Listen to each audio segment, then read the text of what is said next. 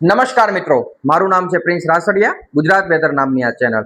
આજની તારીખ છે 25 જુલાઈ 2026. તો મિત્રો, આજે 25 જુલાઈ અને આવતીકાલે 26 જુલાઈ. તો આપણે 26 જુલાઈએ રાત્રિ સુધી અને પરમ દિવસે 27 જુલાઈના સવાર સુધી વરસાદના વિસ્તારો વિશે વાત કરવી છે મિત્રો.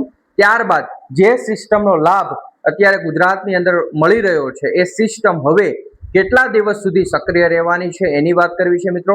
તો જે મિત્રો નવા હોય ખાસ આ ચેનલને સબસ્ક્રાઇબ કરી લેજો, લાઇક કરી દેજો અને કયા કયા વિસ્તારની અંદર કેવો વરસાદ નોંધાયો છે ખાસ કોમેન્ટ કરીને જણાવજો. તો મિત્રો, આપણે આજ રાત્રે અને આવતીકાલ સવારે કેવા કેવા વરસાદોની કયા કયા વિસ્તારોની અંદર સંભાવના છે એની વાત કરીએ. તો મિત્રો, આજે રાતે પણ ગુજરાતના પશ્ચિમ ભાગોમાં, એટલે કે પશ્ચિમ કચ્છનો ભાગ હોય અને પશ્ચિમ સૌરાષ્ટ્રનો ભાગ છે, મધ્ય સૌરાષ્ટ્રના ભાગ સુધી વરસાદની સંભાવનાઓ હજી પણ રહેલી છે મિત્રો.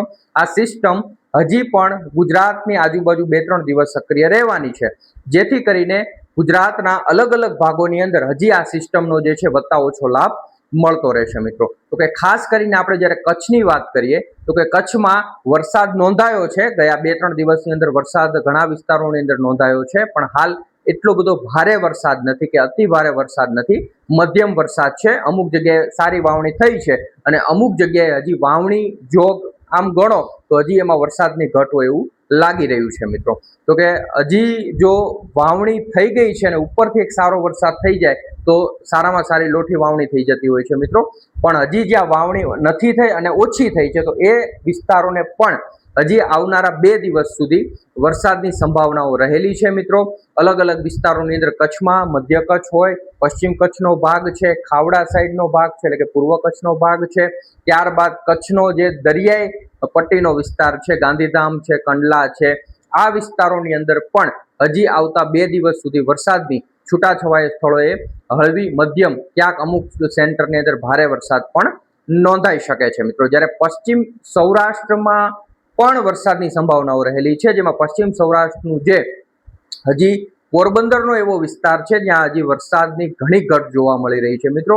જામનગરમાં ગયા 2 દિવસની અંદર વરસાદ નોંધાયો છે, પણ પોરબંદર વિસ્તારની અંદર અને એના ગ્રામ્ય વિસ્તારમાં હજી વરસાદની ઘટ જોવા મળી રહી છે મિત્રો. પણ હજી આપણને એવું લાગી રહ્યું છે કે ભાઈ હજી આ સિસ્ટમ 2-3 દિવસ સક્રિય રહેશે તો કદાચ એકાદો સ્પેલ પોરબંદર વિસ્તારની અંદર પણ સારો થઈ શકે છે એવી ખાસ શક્યતાઓ છે, પણ હાલ 70% ગણીને ચાલુ. જ્યારે દેવભૂમિ દ્વારકાની અંદર પણ હજી વરસાદની એવી ઘટ જોવા મળી રહી છે. અમુક ગામડાઓની અંદર વાવણી થઈ છે, પણ મોટાભાગના વિસ્તારોની અંદર હજી પણ વાવણી લાયક વરસાદ નથી નોંધાયો.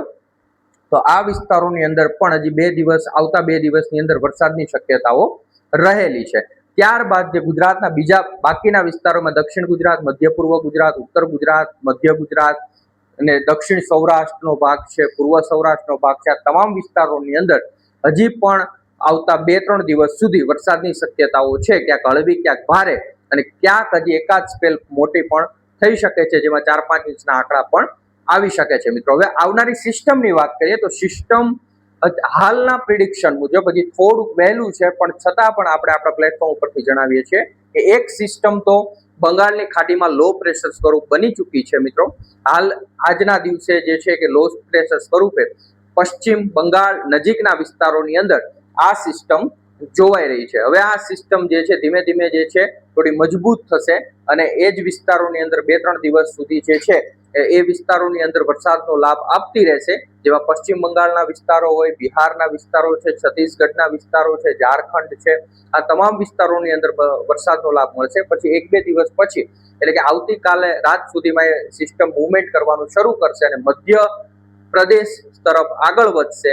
મધ્યપ્રદેશના વિસ્તારોને પણ વરસાદનો પૂર્ણ લાભ મળી અને ત્યારબાદ લગભગ 31 જુલાઈ કે 1 ઓગસ્ટ આજુબાજુ આ સિસ્ટમ ગુજરાત નજીક આવશે અને આ સિસ્ટમનો લાભ પણ હાલ આપણે જોઈએ તો પશ્ચિમ સૌરાષ્ટ્ર અને કચ્છના તમામ વિસ્તારોની અંદર આ સિસ્ટમનો લાભ પણ 1 ઓગસ્ટથી લઈ 6 ઓગસ્ટ સુધીમાં મળી શકે છે મિત્રો.